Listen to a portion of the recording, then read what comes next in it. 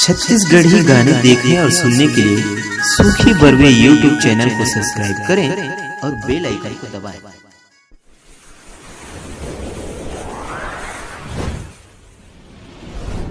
आप लोग सुन रहे हैं डीजे संतोष कुमार परस्ती का मिक्स किया हुआ गाना।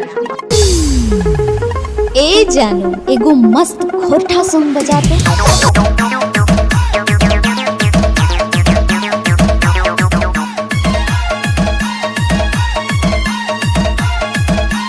लजाज है न वो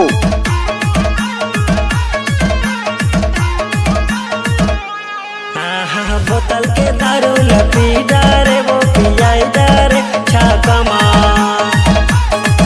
ये बोतल के दारू लपी डारे वो पियाई डारे छाकमा। माया मा दीवानी रोवाई डारे रोवाई डारे वो माया मा। माया मा दीवानी रोवाई डारे वो गवाई डारे वो माया मा। Mix by DJ Santosh Kumar परस्ती बोतल के दारू लपी डारे वो पियाई डारे छाकमा। हाँ बोतल के दारू लपी डारे वो पियाई डारे छाकमा।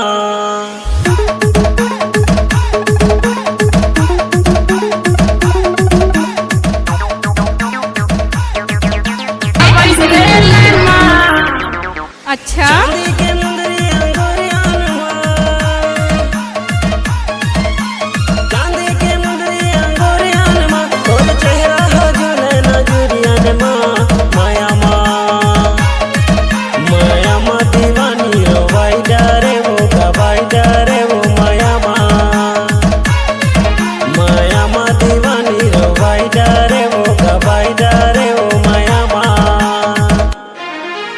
बोतल के दारू लपी डारे वो पियाई डारे छाकमा। तोर कंडीशन बने काऊ। हाँ बोतल के दारू लपी डारे वो पियाई डारे छाकमा।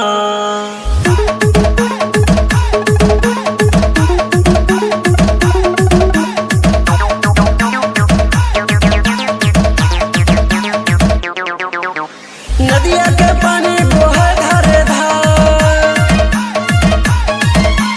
नदिया के पानी बोहे धारे धार। ताई मिले बराबे वो डोंगरी के पार। माया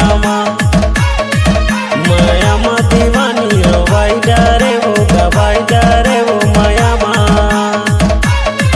माया मा दीवानी रोवाई डारे वो गवाई डारे वो माया मा।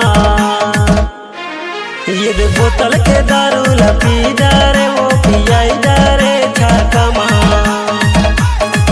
हाँ बोतल के दारू लपी डारे वो पियाई डारे छाकमा। बोतल के दारू लपी डारे वो पियाई डारे छाकमा। हाँ बोतल के दारू लपी डारे वो पियाई डारे छाकमा। बोतल के दारू लपी डारे वो पियाई डारे आप लोग सुन रहे हैं छाकमा। डीजे संतोष कुमार परस्ती का मिक्स किया हुआ गाना।